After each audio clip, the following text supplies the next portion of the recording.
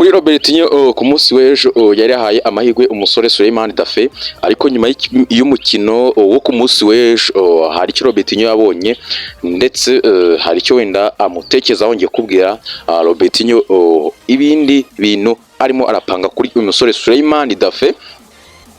Ku munsi w'ejo Robertinho bimwe mu byo yari ashaka kureba kuri uyu musore ni ugutanga baro hagati mu kibuga cyangwa se iriya mipira y'amapasi transversal hagati mu kibuga, areba uko yambura baro ndetse n'uko azitanga. Robertinho areba ndetse n'uburyo mu kibuga bayitwara, areba uburyo bwose akorana na bagenzi be hagati mu kibuga.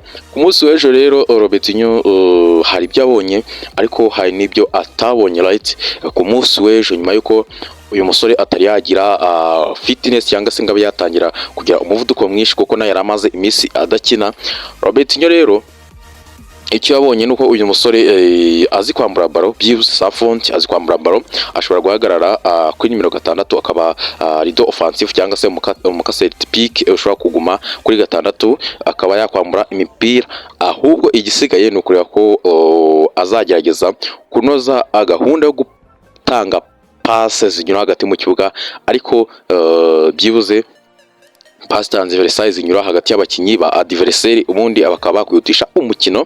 Robertinho gahunda yari afite nuko ku cyumweru ku mukino afitanye na Kiyovu muri iyi weekend azongera kumukoresha ari umukaseri umwe, ubundi akareba uburyo atanga amapasi hagati mu kibuga kuri uyu musore Souleymane Daffé. Nuko bimeze, akareba uburyo atanga pasi hagati mu kibuga, ubundi ku cyumweru azamusubiza mu kibuga neza cyane. Ndabizi ko azamusubiza mu kibuga ku makomfite rwose, nuko azongera akama match yo ku cyumweru ku mukino wa Kiyovu, kugira ngo arebe kuri Kiyovu idakomeye cyane uko azitwara mu kibuga hagati.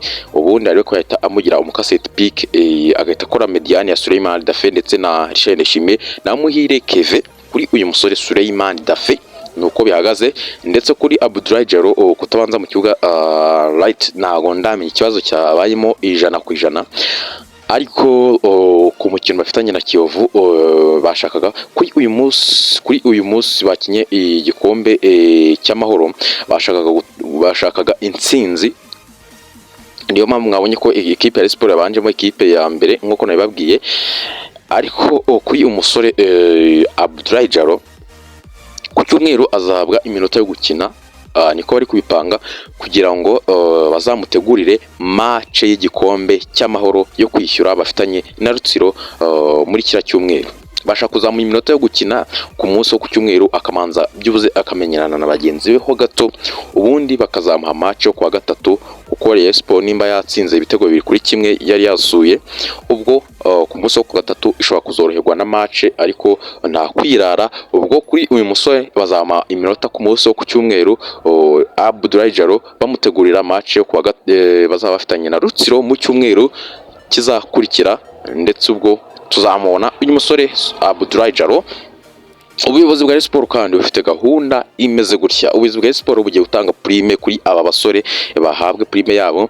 Ubuyobozi bwa Sport bufite gahunda yitwa twegerane dufatanye tuzamure equipe ya Sport igikombe tugishire hejuru. Ikintu bagiye gukora ngo muri iminsi cyambere ni ukongera kuba hafi y'ikipe. Nababwiye ko mu mikino ya mbere Robertinho yapangaga ekipe akayihereza ubuyobozi bwa Sport bakanyuzamo amaso bakaganira. Robertinho nawe ni umuntu uganira neza cyane. Ubuyobozi bwa Sport ni bamwe mu bantu bazi umupira, bakamubwira bati wenda Sefu wamusimbuza ugashama kanamugeroje. Right, hagiye Robertinho yabaga yapanze gukoresha Sefu kubera ko Robertinho azanye na Sefu wenda no mu myaka ya mbere, bakamubwira ati dushiremo kanamugeroje Sefu ntago tumwemera neza cyane. Niyo mpamvu kanamugeroje yari yarafatishije kuri 6. Ikintu ngo bagiye gukora nk'ubuyobozi bwa Sport bugiye kongera bwegereye ikipe, kandi harimo ikintu cyo gukusanya amafaranga.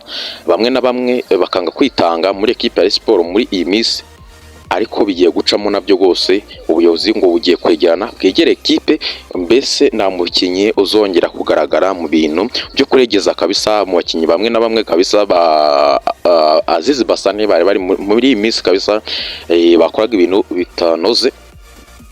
neza cyane. Ubwo gahunda yari nuko ubuyobozi bwa Sport nabwo bugiye kwegera ekipe ubundi bakayiba hafi neza cyane. Right, ngira ngo nibyo ngibyo nta n'ibindi byinshi cyane, ariko icyo wamenya nuko prime bagiye kuyihabwa, ubuyobozi bwa Sport bugiye kuba hafi y'ikipe 100% kugira ngo hatazagira umukinnyi wirara. Muhireke Viara nabisabye mu nama yabaye ku munsi wo kwa mbere ku buyobozi bukwiye kwegera abakinnyi ubundi bakaba bahari neza cyane. Ubwo ni ibyo ngibyo muri ekipe ya Lion Sport kabisa.